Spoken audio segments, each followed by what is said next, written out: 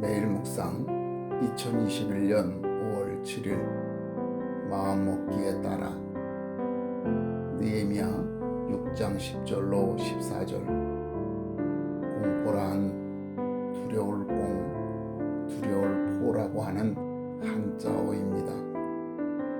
이 공포에 대하여 특정한 사물이나 상황에 대해 극렬하면서 지속적으로 나타나는 비이성적인 두려움이다 라고 설명을 합니다.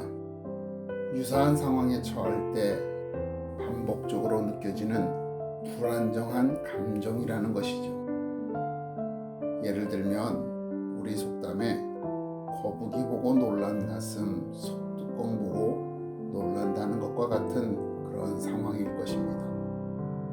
이런 공포를 극복할 수 있는 방법은 유사한 상황 속에서 자신이 안전하다라고 느껴지는 경험을 반복적으로 학습하여 스스로 극복하게 하는 것입니다. 느헤미야와 함께 성전을 재건하려는 이스라엘 백성들을 산발락과 도비아라고 하는 이방인은 회유와 압박이라는 두 가지 전략으로 방해했습니다.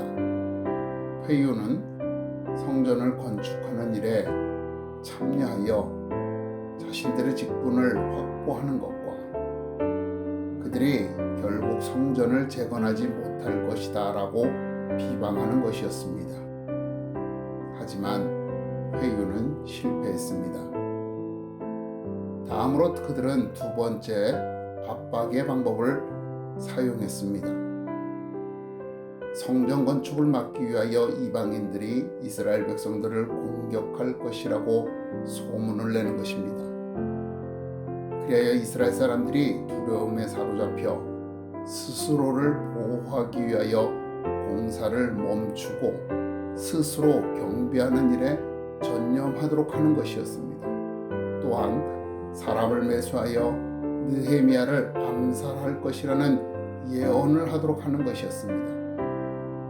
이 말을 느헤미야가 믿고 실수하도록 하여 그의 지도력을 약화하려고 하는 것이었습니다. 그러나 이 압박의 계량 역시 실패하였고 결국 성벽 공사는 마무리가 되게 됩니다. 이들이 노린 전략의 핵심은 공포, 즉 두려움을 심는 것이었습니다. 실제 공격하거나 암살하는 것보다는 이스라엘 백성의 마음에 두려움을 심어 그들이 스스로 포기하게 하는 것이었습니다.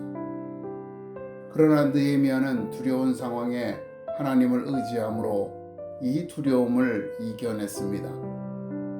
그리고 성벽을 완벽하게 보수하였을 때 이스라엘 백성들은 승리의 영광으로 기뻐했습니다. 하지만 그들을 방해하고 두려움에 떨게 하려고 했던 이방인들은 오히려 두려움에 떨게 되었던 것입니다. 잠언서 4장 23절에서 모든 지킬 만한 것 중에 더욱 내 마음을 지키라. 생명의 근원이 이에서 남이니라 라고 말씀하십니다. 두려움과 공포는 마음에서 일어나는 감정입니다. 실제 일어나지 않은 일에 대하여 일어날 것이라고 생각하고 미리 걱정하고 고민할 때 생기는 것입니다. 그렇기에 사단은 그리스도인의 작은 헌신에도 수많은 반대와 비난, 조롱을 퍼붓도록 하는 것입니다. 두려움을 느껴 다시는 헌신을 하지 못하도록 하기 위해서입니다.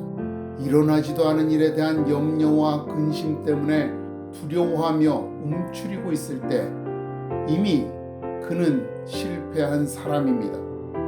살아있으나 죽은 자가 되는 것입니다.